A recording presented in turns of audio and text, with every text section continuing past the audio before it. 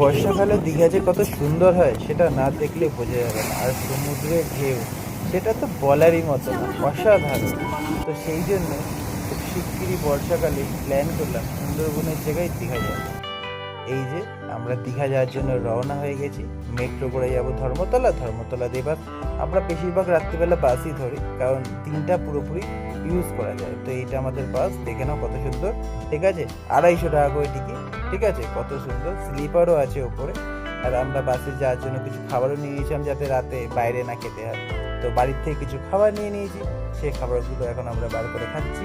ঠিক আছে, কারণ এক্সট্রা তো অনেক কিছু খাওয়া হবে বাইরে, রিচ, তো এখানে খেয়ে না ভালো। তো দেখো কত সুন্দর বাসের সিটগুলোও রয়েছে দারুণ।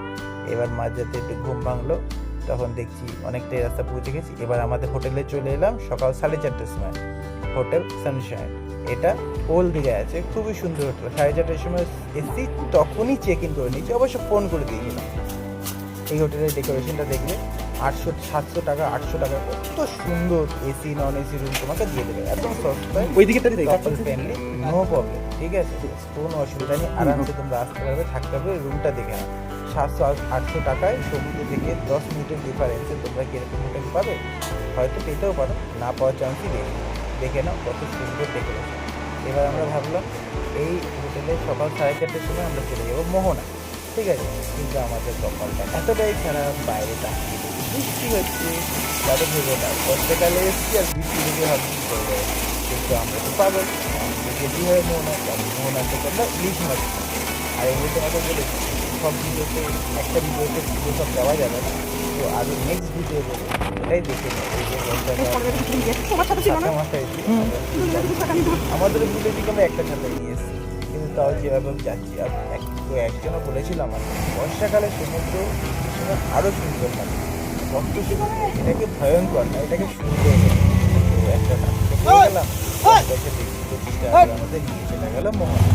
তো আমরা সুন্দর করে মোহনায় যাচ্ছি টাকার অটো করে। এবার অনেকে বেশি ভাড়া চাইছে, মোহনায় এত বিচ্ছিরি গন্ধ যে কী বলবো, আর বলার মতো না। মোহনায় এর আগে বহুদিন আগে এসেছিলাম, কিন্তু এবার অনেকদিন পর মোহনায় এলাম। সব গাড়ি দাঁড়িয়ে রয়েছে মাছের।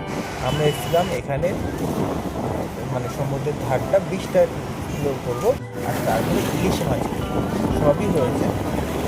আমরা এখানে মুরগি আর সমুদ্র থেকে একই সবাই দাঁড়িয়ে, তার মধ্যে বৃষ্টি আসছে মাঝে মাঝে, সব এদিকে বৃষ্টি ছড়াচ্ছে। ঠিক আছে, বেশিরভাগ বৃষ্টির মধ্যে বলতে পারি এই যে কয়েকজন শাহরুখ খান হয়ে যাচ্ছে, এই শাহরুখ খান হয়ে যাচ্ছে, যে যেমন হয়ে যাচ্ছে। তো আর বাকি ইলিশ মাছ কেনার খাওয়া সব নেই।